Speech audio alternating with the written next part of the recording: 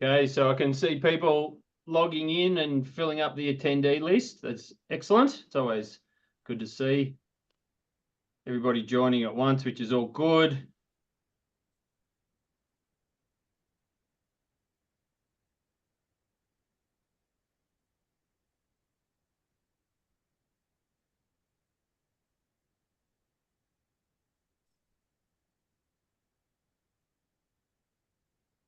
And so for those logged in, we'll just give everybody a couple of minutes just to finish logging in, and then we'll get started.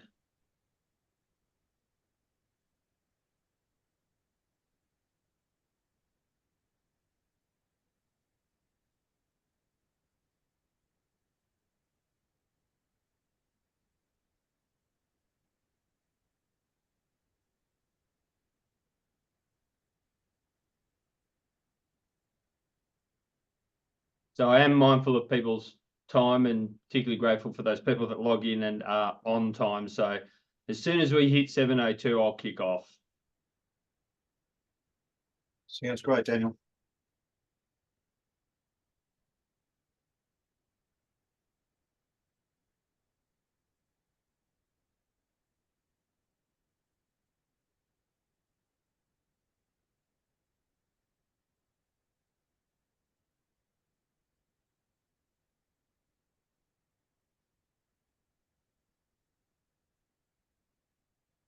All right, so at 7:02, we'll get started. So hi, everyone, and good evening, and welcome to tonight's webinar, which is looking at pharmacy rental and leasing essentials. And look, I know it's a really busy time of the year and it's hard to fit everything, but this is also a really important topic, and it certainly underpins the success of pharmacies. And so our presenters tonight, they're going to share some key insights from the 2025 Pharmacy Rental Report, including providing you with some practical guidance on managing some of those things like occupancy costs and navigating lease negotiations, and ultimately understanding your value as a tenant. So in doing so, they're going to cover things like the current retail leasing landscape for pharmacies, some key benchmarks, and certainly some industry indicators, and some great advice for all those important lease negotiations that we all have to undertake. So this is a great session, regardless of whether you're preparing for a new lease or maybe you're looking to strengthen your current agreement. So my name's Daniel Oyston, and I'm going to be your host this evening, and it's a pleasure to welcome you. Myself and the presenters would love for you to be involved in this session. So that is definitely how you will get the most out of it. So please post your questions to the chat at any time. Now, trust me, I've done loads of webinars and panel hostings in my time, both live and online. And I can tell you that the presenters really do love that interaction and getting questions from you. So please don't be shy. Just pop them in the chat at any time. You don't need to wait until the end of each speaker. And I'll be keeping an eye on them throughout, and I'll present them or ask them on your behalf. However, we are tight on time, and so we do need to respect people's time. So if you have a question and we can't get to it, if there's a lot of questions that come in, I promise I'll get it to the presenters via email, and they can help you out from there. And of course, this session is being recorded, so you don't furiously need to take loads of notes, and we will make it available to you as soon as possible. So first off, we welcome Phil Chapman, who is a highly respected figure in Australia's pharmacy leasing sector. And I can tell you that Phil has over 20 years of dedicated service to the Pharmacy Guild of Australia, and of course you, its members. And throughout his career, Phil's been instrumental in delivering, and it can be hard to tally it up, but hundreds of millions of dollars in savings, which has ultimately really solidified his reputation as one of the country's leading experts in retail leasing for pharmacies. So it's a real treat to have Phil, as always. And he's the director and founder of Lease One, and through that, he's consistently championed innovative and client-focused solutions that are really about trying to empower pharmacy retailers just like you to navigate what can often be super complex lease negotiations, but allow you to do it with confidence. And so his strategic approach, he's got really deep market insights and exceptional negotiation skills. They've enabled countless pharmacies to secure that all-important optimal lease terms, and ultimately contributed to their long-term viability and success as a business. And if that wasn't enough of an intro, Phil's also a certified shopping centre manager. So he gets to combine his extensive knowledge of retail property management with a strong commitment to serving the pharmacy sector. So for me, that all boils down to helping in a space that, once you know it's looked after well, really does allow you to focus on what you do best, and that is servicing the community. So all up, Phil's unwavering dedication to the pharmacy sector it's just made him a really trusted advisor to the Pharmacy Guild of Australia. He's a dead set superstar because he's just continuously setting the standard for excellence in lease consultancy and advocacy. And of course, all that makes him the perfect person for this part of the webinar. Welcome, Phil. Thank you, Daniel. I've got to get you to rewrite. Send that to me. That's fantastic. I don't know if I'll be able to get through the door after that. Thank you. So welcome, everybody. And, it's a pleasure to be here, and hopefully we'll impart some insights today. But this webinar is not just the be all and end all. It's to give you some direction and scope towards how you can get a better deal on your lease, and it's all important. So Daniel, I'll just go and start sharing my screen and the slide pack. Is that right? Sure, go for it. Okay, all right. I'll just bring that up now, and there we go. There. How's that? We've got a thumbs up for everyone. Perfect. Yep. Great stuff. All right. As noted, that we are endorsed by Gold Cross, and I'll have a little plug for Gold Cross at the end. They are great partners, and the other cousins inside the Gold Cross family are there to support you as members as well. So we'll get straight into it. We've got a few key takeaways today. I know Scott Harris from the Guild, who I worked hand in hand with. I don't know. He's a tireless performer for the Guild and the Guild members. He's going to be talking later on about some other resources as well. So we'll get into it. So I'll just get...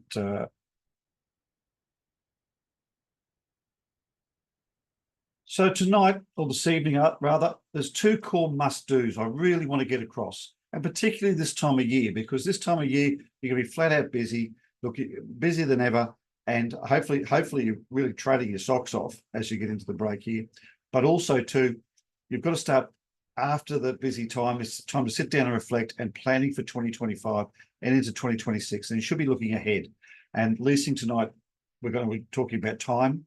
And it's one of the two must-dos takeaways that I always harp on, because it's so very, very vital to getting the core elements right, for setting up your business, for having good business asset value, and continually to strengthen that.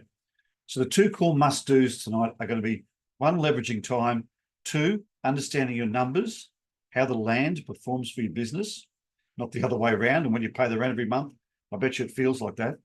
And then we're going to look at the future outlook of pharmacy leasing post 8 CPA and some recommendations there. And I've sort of started at 8. I may have a couple more. We'll just see how we roll tonight. So we'll get started, because there's a couple of key messages, or key takeaways I really do need everyone to grasp this evening. And I hope that it inspires some questions. And certainly there's a fair bit of detail and jargon that might come out this evening. We can't pack it all into one session. There's segments in here which we could do a whole evening on, just on one small part of retail shop leasing. So we'll get underway, and there'll be more to come out in 2025. So the first must-do, leveraging time. If you go and have a look at your lease, or the last time you looked at your lease, the front page is what the lawyers will call the first panel, the first schedule, or the front panel. And you'll have a look on there. There's absolutely no numbers except for dates. So just like a marriage certificate, on the front, there's only dates. It's the parties to the arrangement, the certificate, the lease, and dates. So effectively, a lease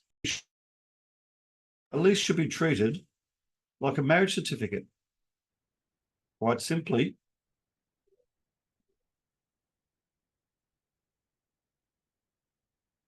it just happens to have the divorce already in there, which is called a lease expiry, or lease options, etc. And we already know who keeps the house at the end of the day. We're never going to take the lord out of landlord.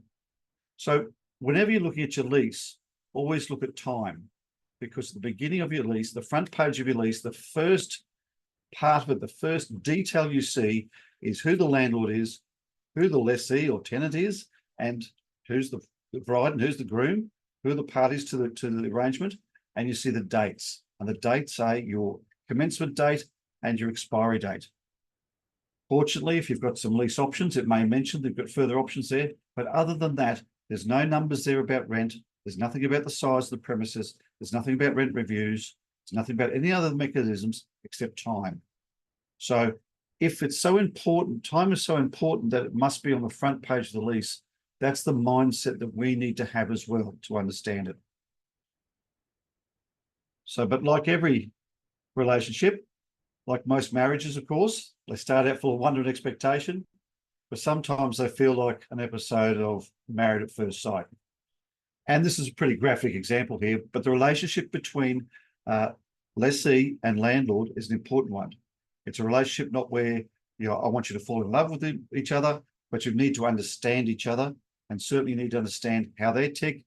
So they need to understand how you tick, because you're both in a commercial relationship that requires each other. A landlord without tenants, without lessees, is going to go broke. A pharmacy without a location is not a pharmacy at all. So you do need each other. The land component is important as one of the most vital contracts you'll enter into. And getting that footplate right, that lease, that foundation stone for your business right, then sets you up to have a profitable and a value-added business experience. Now, along the way, there are going to be issues. Now, it's not saying we have to go fall back in love and have a date night again with the landlord. That's not where we're getting to.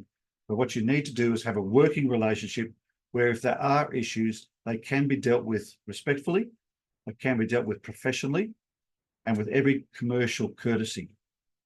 So if the roof's leaking, the air conditioning's not working, rather than going in there fist pounding on desks, there are ways and means of going about these things. But the first thing of all is you understand time, because that's the key trigger of how you will address and treat each other throughout the term of the lease and into the future. Because not only are we leasing for the next lease, if you're doing a renewal or you're going into your very first lease, it's also, you should be looking at the mindset of the lease after that and the one after that. We should be looking and crystal balling into the future. So it's very important that we get the mindset and have that light bulb moment of thinking about time first and foremost. So effectively, what really happens here, and the mindset we're after this evening, is the first concept is you actually lease time, not space. Now, to break that down, it's really time over space, but effectively the first concept you must get past is to understand that time is so important. So it's really a lease on the front page. It's the most important part. It states the time, and that's what you must respect first and foremost. The numbers are the negotiable points afterwards. The time is something that needs to be managed, and it needs to be managed from day one. So day one, the lease is ticking down to expiry. It's a ticking time bomb. And I bet there's people out there who make jokes when I do my live seminars and workshops, when we talk about a lease resembling a marriage certificate. A lot of the guys nudge each other and wish that their marriage certificates had a expiry date as well. But that's a joke from the side. So, but just like an election, just like the political parties, no sooner have they won an election, the first day they're in there, they're campaigning for the next one, because they know they're only in there for a limited amount of time, and they don't waste it. And nor should we when we've got a retail shop lease, particularly. So time is one of the most effective things you can do. So here are the tips on time. And this is the part you should probably take particular note of, is the first one. Before a lease expiry, now you might be 2 years out from lease, 3 years, 5 years, 10 years out from your lease expiry. You need to create a leasing plan at least 24 months prior to that major event. It is a major event. It is, your business is hurtling towards a brick wall, which is the lease expiry, if you don't manage it and steer it through the tunnel and get past the other side. So 24 months beforehand, start creating your leasing plan. You should be doing your research. You should be looking at your branding. You should be looking at your market pitch. You should look at your location. Are you in the right spot? You should be looking at what's happening in your community. Is there other developments happening? Is there development approvals happening? Is the shopping centre going to expand? Is the high street having some road changes. All these types of things come into play when you're planning. And you should be planning and then also planning your numbers. We'll talk about that shortly. And then predicting things. And when I say predicting things, looking into the future, again, the concept of time. And what I mean by there is when we're negotiating a lease for a client, such as a pharmacy, we're looking at the last day of the lease. We project the lease all the way forward. If it's a 5-year lease, 7, 10-year lease, whatever it is, we want to look at the projections of sales. We look at the projection of rent on the occupancy cost ratios, etc., on the last day of that lease and bring it back. So you've got a plan to understand of what it is you can accept when you're going for a lease renewal, what fits your business model. And we'll talk about numbers to overlay time in a minute. But the concept here is getting on the front foot. So 24 months out is for a reason. It gives you that 6-month window because at 18 months, you should be guns on the landlord. You should be by then talking to them, approaching them to renew your lease early, and particularly in pharmacy. Okay, a lot of landlords will say, oh, we don't want to talk to you until it's 12 months out. You need to push past that, and you need to use the levers that are out there, such as the ACPO rules, the ownership regulations, the registration of your premises annually, to say that you need to go early because you need to plan. To move a pharmacy, to relocate a pharmacy is a very complex process, and that takes a lot of time. And you need at least 12 months, 9 to 12 months to move a pharmacy. By the time you make applications, move it, fit it out, do all those things that are involved. So to be going to the landlord 18 months out allows you that negotiation time to understand that you are actually going to achieve your outcomes and that you are in a position where you're not pushed up against the midnight of time to sign a deal that you wouldn't normally sign because you have no alternative. Now, that happens to pharmacies every day. And the reason is they didn't respect time or plan. So always have a lease plan. The next one also too is if you've got lease options. Now options are fantastic and you must respect those too. Again, they are a quantum of time. They are another chunk of time where you have right over someone else's land and it's your right, not theirs. So more so it needs to be respected. And you need to lock down there a couple of key areas. Again, on time is the option notice period. For example, 90% of leases out there will state that the option notice period will state a clause, words to the effect, no sooner than 6 months, but no later than 3 months prior to the expiry, the lessee must provide the landlord with a notice. Now, that's obviously way too late for a pharmacy if you're going to make that decision to move. Okay. But the other side of this too is, except for WA and ACT, every other state and territory has the option to do an early determination of market rent. And there's different time frame for that as well.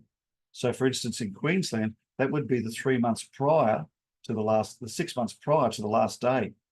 So you're now 9 months out from your expiry, but you can give a notice to the landlord to have the rent determined early to decide whether you want to accept the option, the market rent for that option and take up the option or not. So again, you need to leverage time. To do that, you've got to start early. So the greatest thing you can do in any lease negotiation is being in front of the curve. The other part of this as well is getting in front of the landlord on time, is you take them out of their cycle. Most landlords have locked in their budget 12 to 18 months beforehand on when your rent's being reviewed the next time round. So to get inside that cycle or pre-cycle them, then you start to influence those outcomes, those expectations as well. And that's going to give you a more favourable and softer result as far as that lease negotiation and that terrible discussion you're going to have about rent and where the rent is going up, going down, going sideways. So, but unless you leverage time, all you're doing is letting the pendulum swing towards the landlord, because as time ticks down, the power shifts more and more towards the landlord, regardless if it's an expiry or an option. So you need to respect time. So I really hope we get that message across tonight. But those are the takeaways there. At 24 months out, we actually can provide and do have for all our clients a 24-month actionable checklist of things you should do to start getting your leasing plan together. That's not saying use us. All we're saying is we want people to start early, because if you do ring us or do go to someone else for assistance and help in support in your retail shop leasing, then you've given them the time to be able to deliver results for you. Time and time again, over decades now, almost 3 decades, we still get pharmacies who will ring us and say, my lease is expiring in 3 months' time. I haven't heard from the landlord. Or my option's due next week. What am I supposed to do? And God forbid, and we still get these on multi-million-dollar turnover businesses, which are worth a lot of money as business asset value, ring us and saying, I missed my option. What can I do? That is terrible. And that should never, ever, in this day and age, happen. There are some states, Queensland's one, a few, where the landlord actually has to send you a reminder notice. We still get phone calls and emails from clients telling us, hey, I've missed my option. And the first thing we ask is, have you received your reminder notice? And they'll come back and say, yeah, I received something from them, but they didn't react to it. Please respect time, because it's on the first panel of your lease. That's the most important thing you can do is leverage time. Okay. Hopefully I've got that message across, because that's the most important one that helps you. And if you do reach out for assistance and help and support, it helps us, from the guild, from branch members, from anyone who's giving you advice and support, your lawyers, your financial advisors, other leasing support services. Give them the time and the respect to be able to deliver for you as well. So leverage time. And it's the secret sauce. Leveraging the least critical path is the secret sauce to business asset security. And you should always be thinking about your leasing for business asset value. Without a lease, no value. No location, no value. Okay. Try and sell a business on a month-to-month lease. Very much it would be going very cheap. Okay. But if you try and sell something with a 10-year lease, it's got a lot more security to it. It's going to get a bigger value. So respect your business and respect the value of your business through time, please. Okay, the second must do. And we get a bit technical now, and there'll be a little bit of jargon here, industry jargon, understanding your numbers. Okay. We want to understand how the business or how the location, how the land performs for your business volumes, not how your business performs for it. If you do the latter, which is where you model your business to pay the rent or fit the rent or fit the premises, then you're working for the landlord. But if you model your outcomes around what value does that location, that premises bring to my business as far as, and in relation to the business volumes it does from that location, that's market effective. And that's giving you the true value. You start to then look at the true numbers of what you should be paying for that particular site. And it's not about a rate per square meter. I'll show you in a minute what I mean.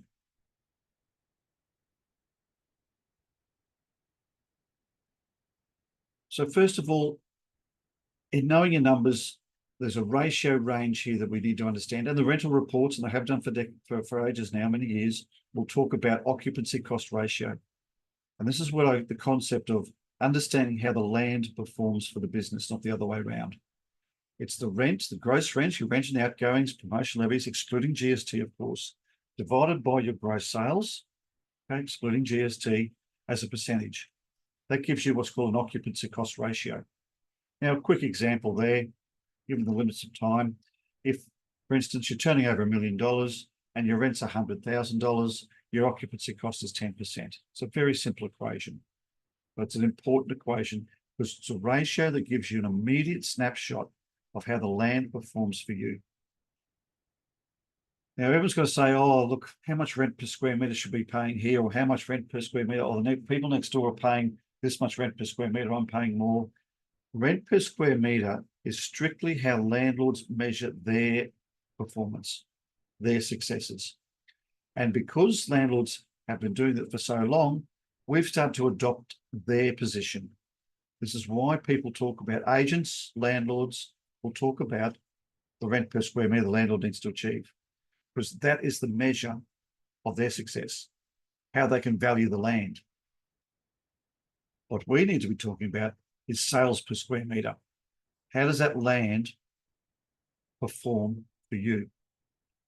Those sales per square, how many sales do I generate from that land that I have under lease? And that is the lightning bolt switch you need to flick to understand directly how the relationship of the two polarized parties. Remember, the landlord will never take the lord out of landlord. They own the land. The only way to get out of that relationship is to move somewhere else and end up with another landlord, still in the same sort of equation, or to buy the land yourself and be the landlord. Okay, so you've got to make sure that you're measuring as you should as a lessee, as a user of the land who has a right over that land for a set period of time. Again, we're overlaying time over land. So sales per square metre is vitally important, and particularly in pharmacy, because there are a couple of layer cakes of different types of sales that we can talk about. But the concept of occupancy cost is a vital one, and one that comes up in the rental reports. I'll just transition the slide here. So the ratio, the occupancy cost ratio there measures how the land performs for the business. So again, there's the formula: gross rent divided by gross sales as a percentage. So on your calculator, punch in the rent, divide by, put in the sales, hit the percentage key. It's a very simple ratio, but it gives us an amazing snapshot of how the land is performing, how the business is performing. So to give you an idea, some of the ratios here and some of the benchmarks, in the past, and these benchmarks have been consistent for many, many years, which shows the stability of the pharmacy sector as far as how it performs in relation to the land and how the land performs for it. So when you look at your total sales, we'll talk about the differentiation in a minute. When you look at total sales, which is your front of shop sales and your pharmacy over the counter prescription sales, total sales, your occupancy cost should be between 4 to 5% of your total sales. Okay, that's what it should be. Now, those ratios have come from people like Frank and his team at Medici, through to the Australian Tax Office Small Business Benchmarks, through to the Guild Digest, through to our database over 30 years of dealing with pharmacy leases. So, and they've held true for a long period of time. A few years ago, it used to be between 4.5% and 5.5%, but that's when they started bringing in accelerated price disclosure, and that started to settle back down. The occupancy cost moved slightly. Now, there's another measure we use as well, and that's called front of shop sales, and we'll talk about that in a minute and how we benchmark that. But another way of using, and this is topical now, as we're going to talk later about some of the going forward in the future of pharmacy leasing post 8 CPA and scope of practice, is proportionate merchandising, or working out how each department functions from their land perspective inside the bigger box that you're in. Now, go to the example. The example here is, say, the perfumery section.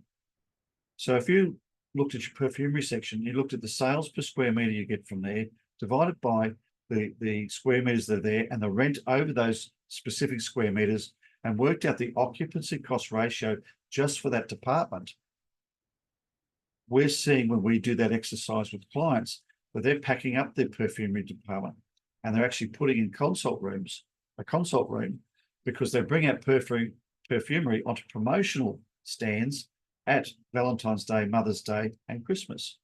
Now, they might bring out some ranges at Father's Day, but you can see what I mean. They have areas there where the land is not performing all year round, and you can measure that by applying the occupancy cost ratio in a micro level within your store, within your pharmacy. And I'll raise that tonight because going forward, we're talking about scope of practice, and we're getting heaps of questions, heaps of phone calls, heaps of inquiries about how can I fit? I need more space. I need to fit a consult room in. Do you really? Unless you go and do this exercise, you'll never know. What we don't want you doing out there is not doing this proportionate merchandising or proportionate occupancy cost ratio analysis of your departments before you go and spend capital putting in consult rooms, etc. When in actual fact, you don't need a bigger pharmacy. You actually need to be more efficient to make the land work for the business better. Again, it's all about the land should work for you, not you work for it. Simply going and saying, oh, I'm going to expand the pharmacy, it's just working for the landlord. It's not being effective. Now, after you do this exercise, you might realise, oh, I do need more space. I'm going to outgrow this size. That's good too, because you understand how the land is performing for you, and the land can be overperforming for a particular business. In most instances, it's underperforming. Reason being is a lot of pharmacies, and we've spent many decades, many years shrinking pharmacies to fit their business volumes, and the savings are enormous. But I want to bring in that exercise tonight and talk about the micro ratio analysis using occupancy cost formula inside your different departments. So grasping those two concepts of time and knowing your numbers, knowing your occupancy cost ratio, knowing your critical path on leasing, on when your lease expires or when your major events come up. We'll go through some of the tips here, I suppose, or where the future's going and some of the things you really need to understand and grasp as the pharmacy sector goes forward. Okay. So there's 8 recommendations here. First one, of course, is drilling down and understanding how is 60-day dispensing affecting your average basket size. Okay. Are you being affected here? Now, the take-up, the last ratio I heard was the take-up of 60-day dispensing was, after the first tranche, running about 70%. I think it's up around 31% now. I'm not quite sure. But it hasn't taken the effect that everyone thought it would, but still, it's taken effect. So if you've got a patient, a customer coming in 6 times a year instead of 12 times a year, logic tells us that the average basket size of their impulse buying and other purchases they make in the pharmacy should shrink. You should know that effect. You need to know those numbers when you're having discussions with your landlord to say, due to government intervention, my sales are flatlining, or I'm not getting the growth trend I was because of my basket size has come down this much because of. It's a very logical conversation to have with a landlord. The likes of Coles and Woolworths talk about their basket size to their landlords when they're talking. They talk about the number of customers they serve a week and their average basket size. Mind you, that's another tip too, and how you want to find out how the supermarket that's near you is trading, is take the store manager for a cup of coffee and ask them those 2 questions. What's your average basket size and how many customers do you serve a week? They tell you those 2 things, multiply them together. That's their average sales per week. Multiply that out, you know what they're turning over. You can benchmark yourself against how they're performing. That's a side tip from tonight.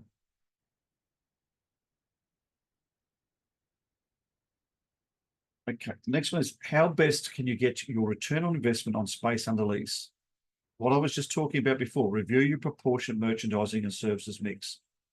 This is where we're getting to talk about scope of practice. And we've had an example here. We've had pharmacy ring up and said, oh, we're going to go and we're all going to go back to uni. We're going to get our doctor of pharmacy and we're going to put in 3 consult rooms. Whoa, hang on. Think about that. What are you taking away from your business, or can the business afford to utilize that space?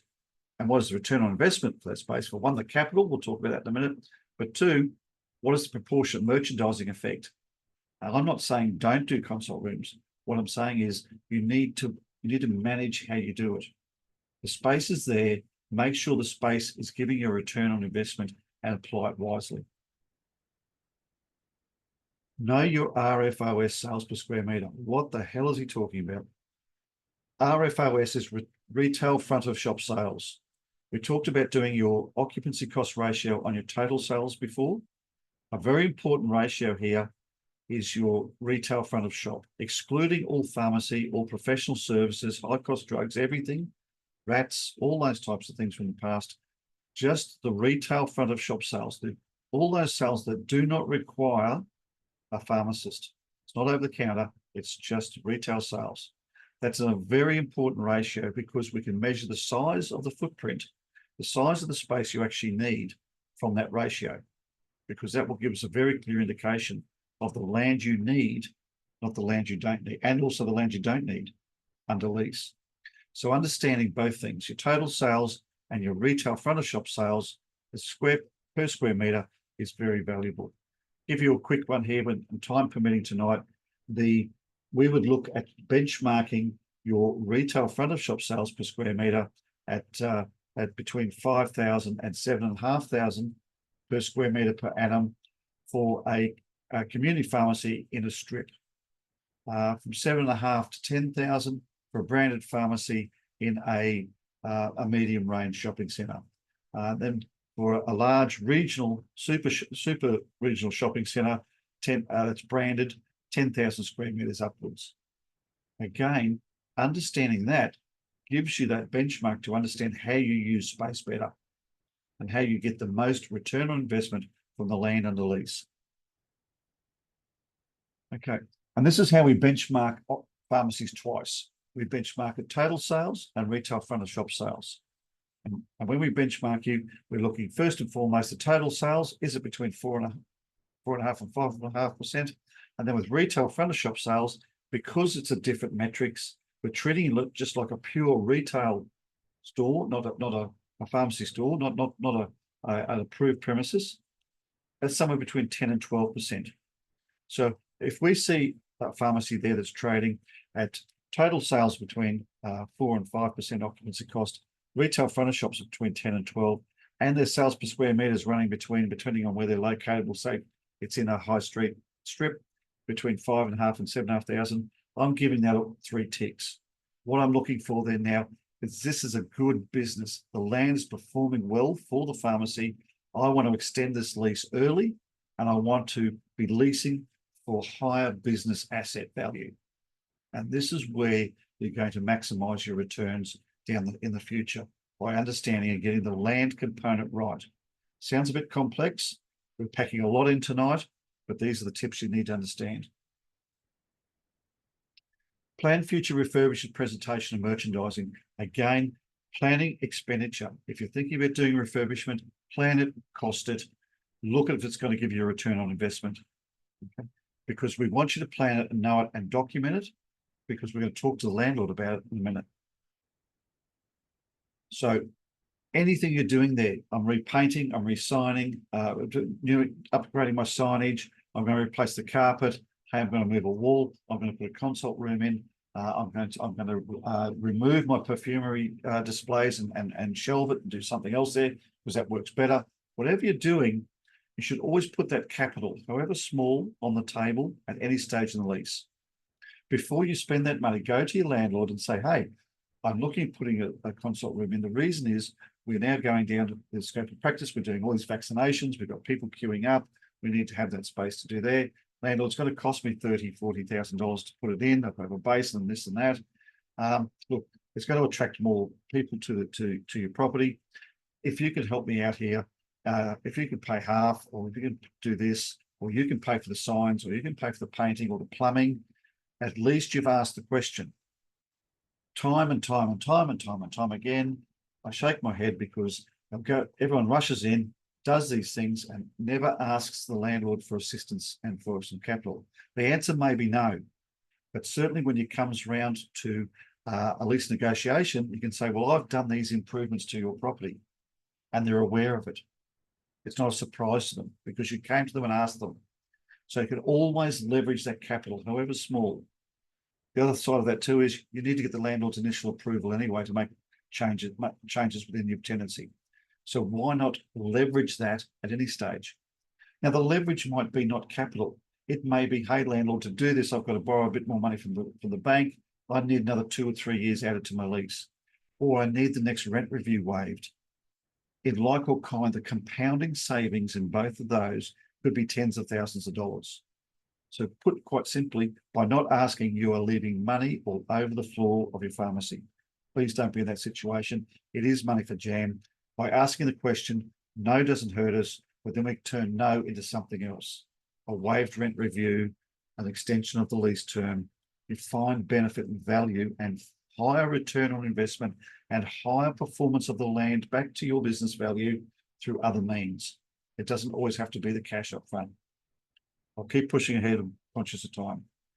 So manage and leverage the least critical path. Time over space. We went over that. I won't go over it any further. If you haven't grasped that, please reach out to us. It's so vitally important. If you're unsure, drop us a line at this stage. We'll map the critical path for you, give it back to you and say, here's your critical times to do the certain things that you need to do to get benefit.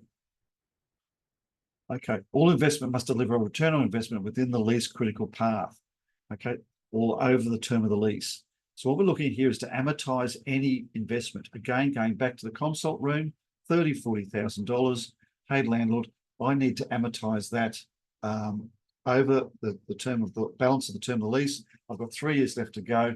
If you can put another couple of years on this lease or add a lease option for us, that's going to give me the desired return on investment, okay, over the term. So always looking for leverage, always looking for that way to value add your business through any investment you're making so that you're getting a return on investment and it's always inside the critical path of the lease. So if you buy a pharmacy, you should be looking to say, okay, I'm borrowing money here over 7 years. I need to have a lease term of, say, at least 8 years. That's 7 years to amortize the purchase, plus 1 clear year before the lease expiry comes up. And I could be up for refurbishment. I could be up for, a rental increase or whatever that's going to be, or negotiations. You don't have that hanging. You don't have that financial noose around your neck to have to sign a lease deal that you wouldn't normally enter into because of debt. So manage debt within the lease term to get a return on investment. A little bit complex, but it's important. And I lied, look, there's 10. Sales reporting plan. Please, people, if you're reporting sales to your landlord, and only be reporting sales to your landlord if you are contractually obliged under your lease. If your lease doesn't state that you need to report sales, stop it. Okay, but if you are, then what you need to do is have a sales reporting plan, and that is to be reporting front of shop retail sales only. There's going to be more about this in a separate session about the code of conduct and where that's going. There's a separate code of conduct written and drafted by the Shopping Centre Council of Australia that states that you should be only reporting retail front of shop sales. By reporting total sales, you are skewing the occupancy cost ratio and the reporting of the landlord to give a false impression of how much rent you can afford or cannot afford. It's actually driving rents up by misreporting. So if you can stop reporting, stop it. If you are reporting, get it back to retail front of shop sales. If you need to discuss this with us, by all means, let us know. But under the code of conduct, there is a mutual obligation between the landlord and the lessee, and that is if you report, they must report back. They must report back how the centre's performing, generalising how other retailers are performing on sales per square metre, and they can also must be reporting back on any market research they have on the property. So if you're giving, always get something back. Don't be the one who's giving the landlord a free rent increase every month on a silver platter by reporting their sales, full sales to them on total sales. And always have a retail leasing plan always. So you're always ready and thinking about any conversation with the landlord, the centre manager, the agent, the cleaner, the marketing manager. You're always thinking about the lease. Much like we started tonight, we talked about an election, a politician. As soon as the election over and that's won, they're campaigning for the next one. So should you be. Your leasing plan starts the first day of the lease. You renew your lease, you think, oh, I can take a breath now. No, you need to start thinking about the next lease and the lease after that. And then we need some help. Research is mandatory and constant. Okay. Without data, we can't give you these benchmarks. We can't be honing in on your business. We can't be providing the millions of dollars we save to you without numbers and data. Landlords are highly leveraged. They invest highly in getting data, and they have a lot more data than we do. So be prepared to share data. And the easiest way to do that is actively commit to the Guild Digest. We really desperately need everybody to be providing more and more data to the Digest. Community pharmacy is the largest retail sector in Australia, the Southern Hemisphere for that matter. So you imagine Australia Post, you'd think they're everywhere. There's only 4,800 of them.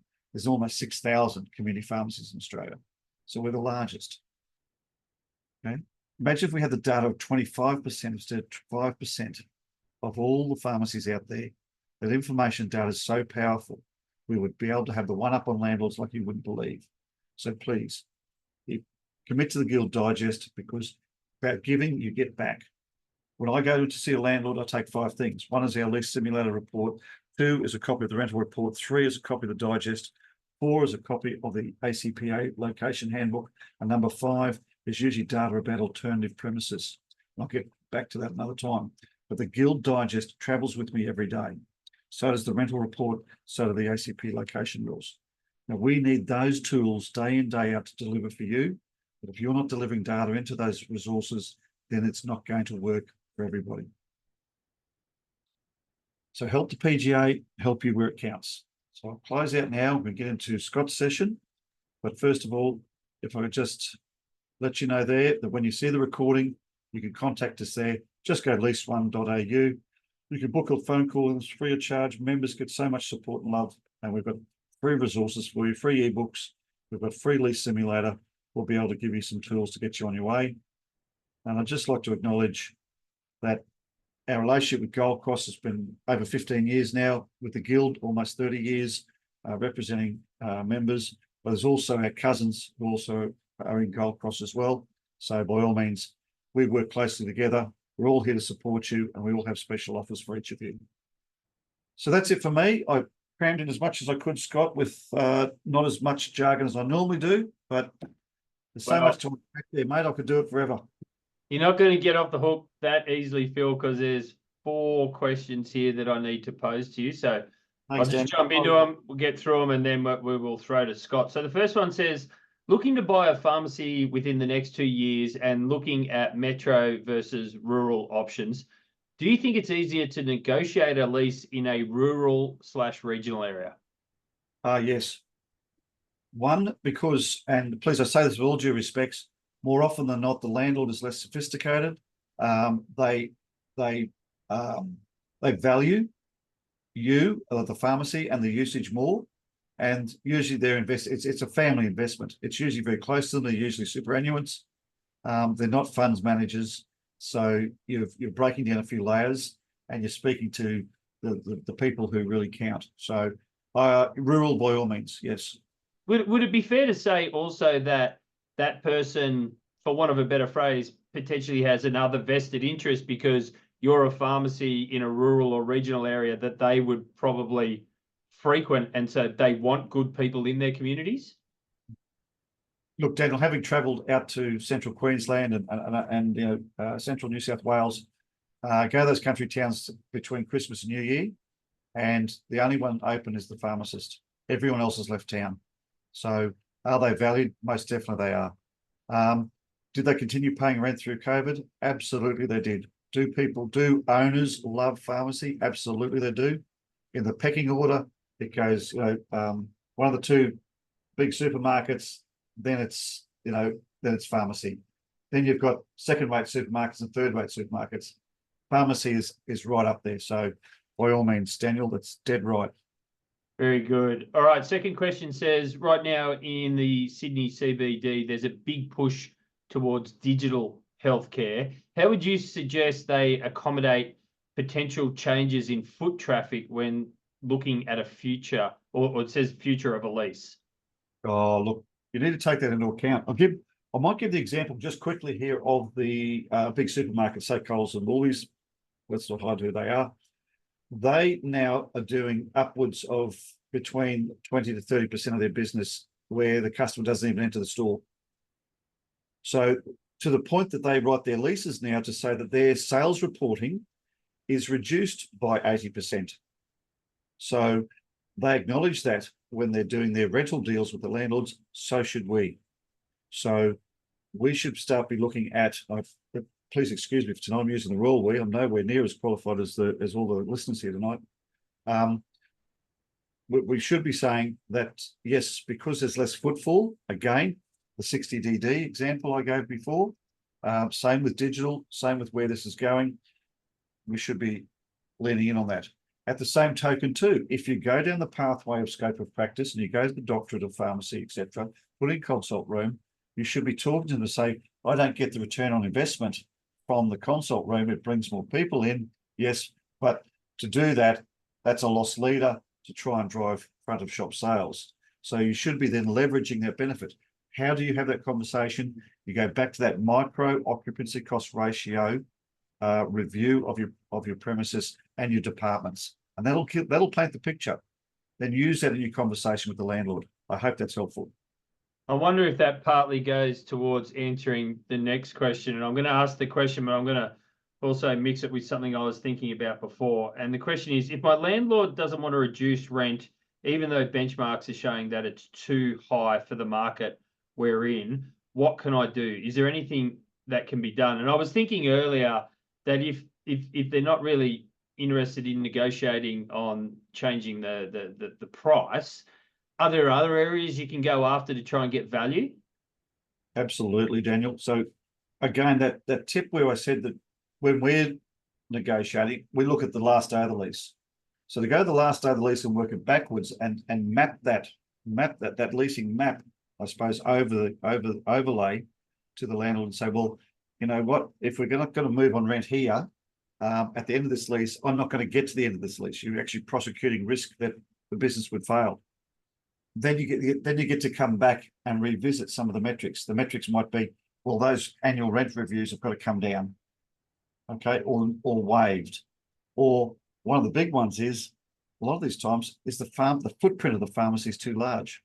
When we do those metrics, and we can actually see where the issue is, going to the landlord and say, guess what, landlord, we're going to shrink the pharmacy, but we're going to help you lease out that space that's created. You're going to make more money, and my client's going to pay less money.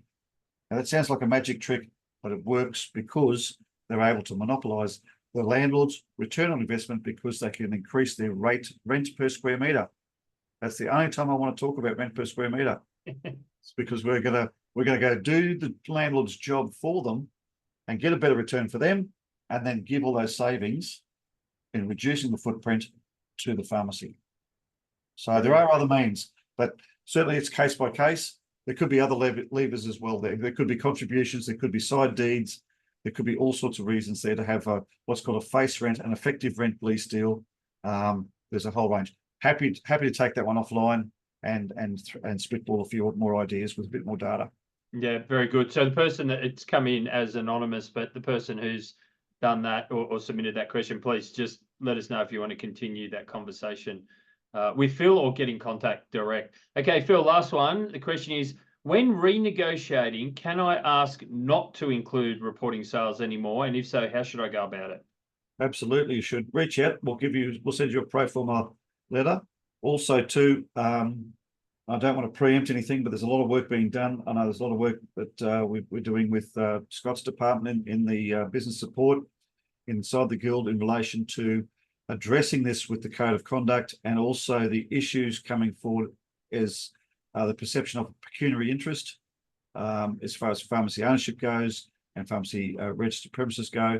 It is the elephant in the room. We are tackling it head on, but happy to provide you some pro forma letters there to write to your landlord explaining why.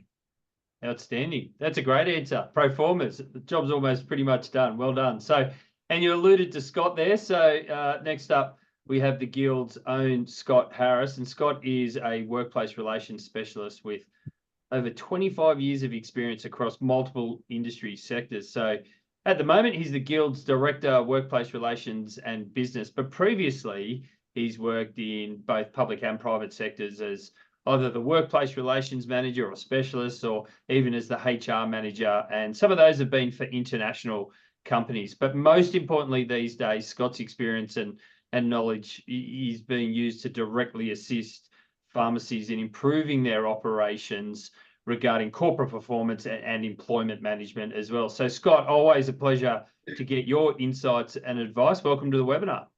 Thanks, Daniel, on that one. I'll go with the first one. Thanks, everybody, for attending tonight in that one. The first part is I'm going to actually say thank you to Phil and to Frank on those parts. They're two main people I use to help to put together the rental report, which is the members' access, giving information on what has occurred in the rent space in the last 12 months. It's done a 12-month snapshot.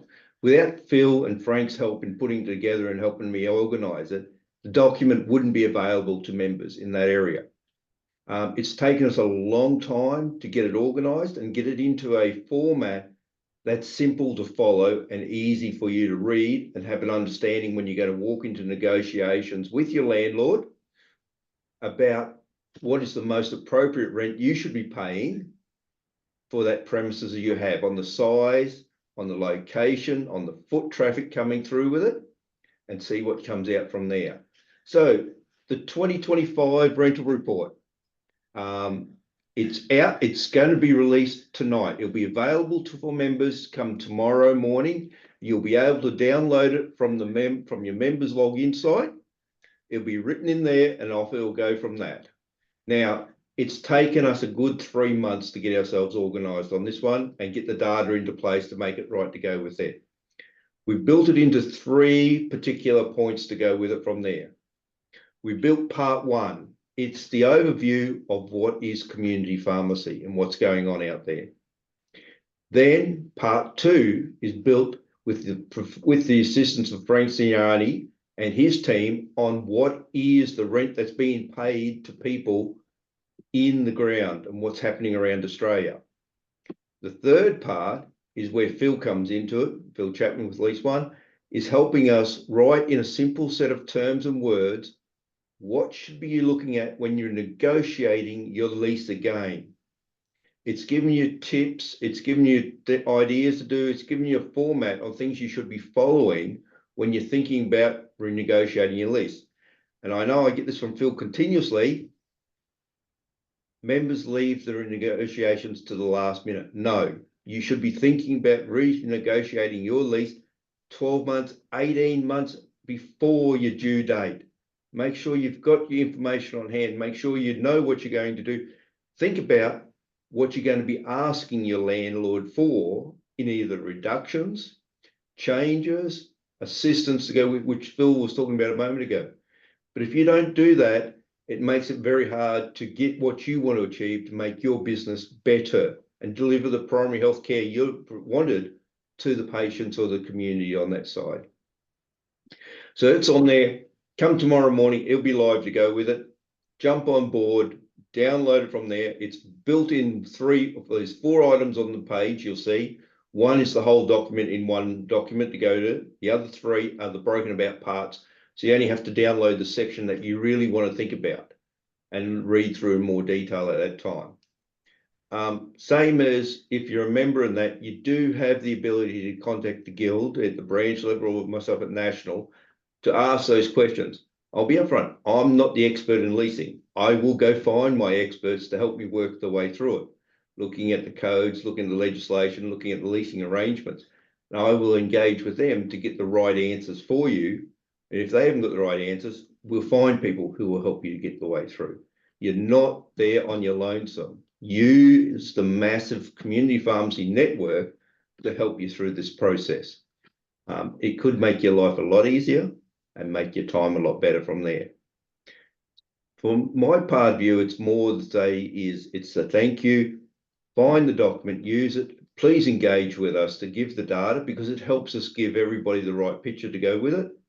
And that helps with the digest and the rental reports to be put on those ones. And it makes our life a little bit easier in helping you achieve what you want to do from there. I will leave it at that particular point and ask Daniel to come back on. Mine was a simple one. Mine was to say the report's available. Thank you for everybody putting in their contributions and assistance to it. Jump online, have a read of it. It'll be released in the media tomorrow and a media release coming out from the Guild, letting everybody know. Well done, Scott. And I know there's a lot of work that goes into making that happen. So I don't want to put it too lightly. Congratulations on getting it out. And also, Phil, thanks again, as always. Your talks are just so full of information and great advice. It feels like you have to probably watch the recording 2 or 3 times to make sure I capture it. Also, as always, thank you so much for tonight. We're very appreciative of you giving up your time after hours to share your insights and experiences and advice with us all. So attendees, that is our final webinar for the year. And in 2025, we're going to rebrand these webinars as business essentials. So we're really focused on making these as relevant and as helpful as possible for you. And so we really do value your input into shaping what the new series is going to look like, what it's going to cover. So it'd be amazing if you could please just take a moment to fill out the survey that will pop up at the end of this webinar when we finish it. We would really appreciate it. And we will also send the survey link in the follow-up email to you all as well.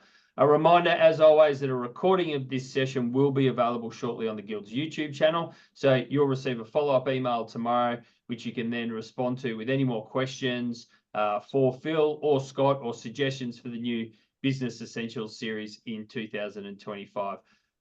That concludes tonight's session. Once again, thank you so much for joining us, and I hope you enjoyed the rest of your evening. Good night. Thank you for that one. Good night, everyone. Thank you. Well done. Cheers.